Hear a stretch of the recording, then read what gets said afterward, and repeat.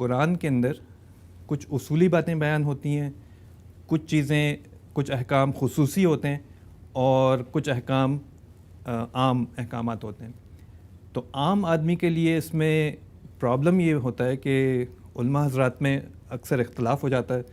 تو وہ کس طریقے سے جانے کہ کون سی چیز خصوصی ہے، کون سی عام ہے، کون سی پرنسپل چیز ہے، تو وہ عام آدمی کے لیے کس طریقے سے یہ معاملہ حل ہو؟ اس میں دو چیزیں ملحوظ رکھیں. ایک تو یہ کہ عام آدمی کی زندگی میں دین جب عملی طور پر داخل ہوتا ہے تو اس کا بہت بڑا حصہ ایک سنت کے طور پر جاری کر دیا گیا ہے. اس میں کوئی تشریح توضیح کی ضرورت ہی باقی نہیں رہتی. مثال کے طور پر ہماری عبادات ہیں. جی. ایک مسلمان کی حیثیت سے مجھے نماز پڑھنی ہے، روزہ رکھنا ہے، حج و عمرہ کے لیے جانا ہے.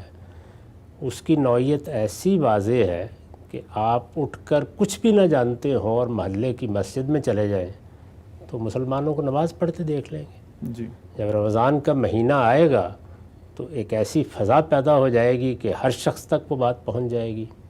حج و عمرہ میں تو بارہا بعض بوڑھوں کو مجھے خود یہ تلقین کرنی پڑی کہ آپ کی سمجھ میں یہ نہیں آئے گا، آپ وہاں پر لوگوں کو دیکھیے جو وہ کر رہے ہیں کر لیجیے. اس طرح کے معاملات میں تو عام آدمی کو کوئی وہم پیش آنے کی وجہ ہی نہیں ہے. اور یہ زیادہ تر چیزیں اگر آپ غور کریں تو وہ اسی طرح سے جاری کر دی گئی ہیں. یعنی عبادات اسی طرح سے جاری کی گئی ہیں، نکاح طلاق کے معاملات اسی طرح سے ہیں. ایک عام آدمی کو بھی معلوم ہوتا ہے کہ نکاح کیسے ہوتا ہے، طلاق کیسے ہوتی ہے. یعنی اس کے بارے میں اصولی باتیں جو ہیں وہ مسلمانوں کے معاشرے کے اندر عام ہیں اور ایک سنت کے طور پر جاری ہیں. کھانے پینے کی چیزوں کے بارے میں حلال کیا ہے، حرام کیا ہے، وہاں یہی صورتحال ہے. اور اس میں بھی جو چیزیں اللہ تعالیٰ کی طرف سے متعین کی گئی ہیں وہ سب ایک سنت کے طور پر جاری ہو گئی ہیں. ان میں نہ کسی بحث کی کوئی گنجائش ہوتی ہے، نہ کسی طرح کے کسی اختلاف کا کوئی امکان ہوتا ہے. تو مسلمان کی زندگی اگر اس میں آپ ان آداب کو بھی شامل کر لیں جو رسوم کی حیثیت سے جاری کیے گئے ہیں، جیسے تجہیز ہے، تکفین ہے، مردوں کے بارے میں معاملات ہیں، تو سب چیزیں ایسے ہی ہیں. ان میں کوئی انٹرپریشن کے مسائل پیدا ہی نہیں ہوتے. تو مسلمان کی عام زندگی تو اصل میں انہی معاملات میں گزرتی ہے. اس کے بعد وہ چیزیں ہیں جن کا تعلق ایکڈیمکس سے ہے، علمی چیزوں سے، ان کے فہم سے ہے. اور اس میں بھی زیادہ تر چیزیں وہ ہیں جو ریاست سے متعلق ہیں، یعنی مسلمانوں کے معاشرے سے متعلق ہیں. مسلمانوں کے معاشرے سے جو متعلق چیزیں ہیں ان میں عام آدمی کو دخل دینے کی ضرورت ہی نہیں ہے. یعنی حدود اللہ تعالیٰ نے جو سزائیں بیان کی ہیں وہ عام آدمی کو تو کسی کو دینی نہیں ہے. جی. اس کے لیے تو فیصلہ کسی معاشرے کو ریاست کی سطح پر کرنا ہے اور اس کے اپنے طریقے ہیں کہ وہ فیصلہ کیسے کیا جائے. یہی معاملہ جہاد اور قتال کے احکام کا ہے.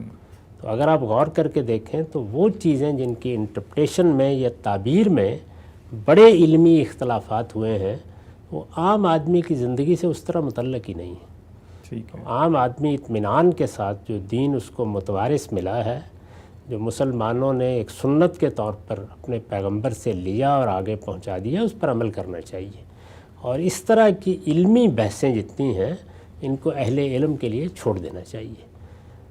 اب آپ یہ کہہ سکتے ہیں کہ اگر مسلمانوں کے معاشرے کو فیصلہ کرنا ہے تو اس کے لیے بھی اللہ تعالیٰ نے طریقہ خود بتا دیا ہے کہ مسلمانوں کے معاشرے میں اچھے اہل علم ہوں گے، وہ انٹرپریٹ کریں گے، وہ اپنی آراء دیں گے اور مسلمانوں کا نظم اجتماعی امرہم شورا بینہم کے طریقے پر اکثریت کی رائے سے ان میں سے کسی تعبیر کو اختیار کر لے گا.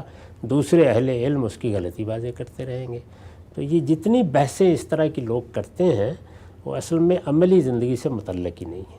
ٹھیک ہے سر. آخری بات اس باب میں یہ ہے کہ دین کو سمجھنے کے عمل میں بہرحال یہ چیزیں اہمیت رکھتی ہیں. جی. یعنی اب کوئی مسلمانوں کی حکومت ہو یا نہ ہو، جہاد کا موقع آئے یا نہ آئے، اقامت حدود کی نوبت آئے یا نہ آئے، ایک مسلمان اپنے دین کو سمجھنا چاہتا ہے تو جو سمجھنا چاہتا ہے اس کو پھر مشقت بھی اٹھانی چاہیے.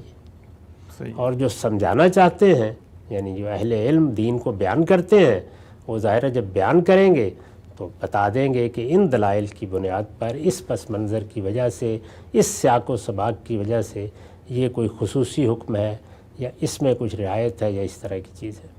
اگر عمومی احکام کے بارے میں آپ دیکھیں تو صرف مرد و زن کے اختلاط کے آداب ہیں جن کے بارے میں کچھ انٹرپریٹیشن کا مسئلہ پیدا ہوتا ہے، اور وہ بھی خواتین کے لیے۔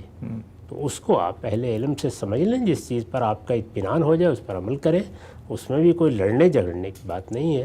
تو یہ رویہ اختیار کرنا چاہیے، ورنہ دنیا میں کوئی ایسی بات کہی نہیں جا سکتی جس میں تعبیر کے اختلافات نہ ہو جائے۔